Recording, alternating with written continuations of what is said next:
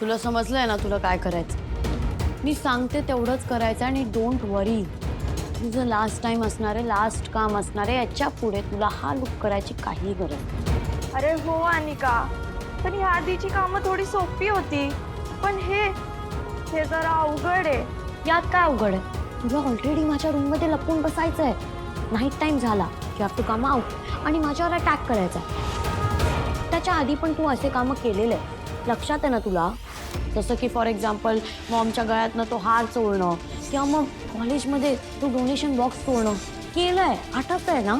पण आता मला खूप भीती वाटतेय आणि यात रिस्क पण खूप आहे. तू काहीही स्टुपिड सारखं बोलू नको. हा अगं मी स्वतः बोलते, तुला काही नाही करायचं आहे. तुला तुला हवं तर फक्त ना तू एक काम कर, तो चाकू फक्त आणि फक्त माझ्या गालावर असा ठेवून दे. मीच माझं काम करेन, मी ओरडा करेन.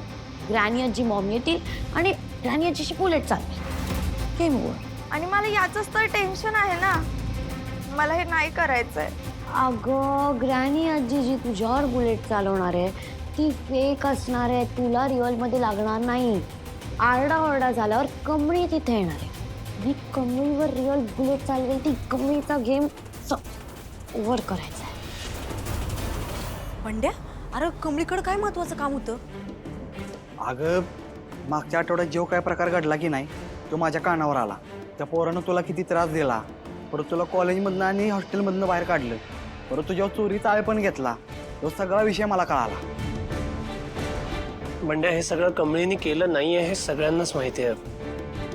फक्त तिच्या अगेन्स्ट होते सगळे पुरावे, त्यामुळे काही करता नाही आला. खरं मला माहित आहे हे समजा कुणी केलंय ते. कमळीला कुठे विश्वास आहे माझ्यावर? निंगे अगं असं काहीच नाही ग. आता हे सगळं तिने केलंय हे मानायला आपल्याकडे एकतर पुरावा आहे का? नाही ना मग त्यात तो आदित्य कुठे आहे ते बी माहित नाही. तो घावला असतं तर काहीतरी मिळालं असतं ना. तो बी गायब आहे. तेव्हा आदित्य सापडलाय मला.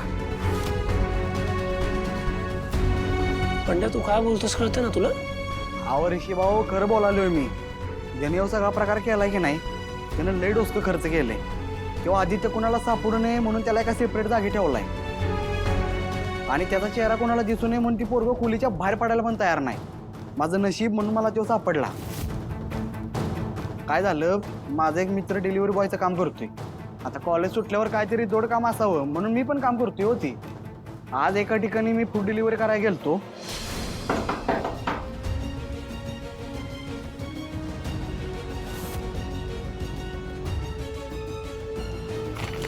पेमेंट ऑनलाईन केले.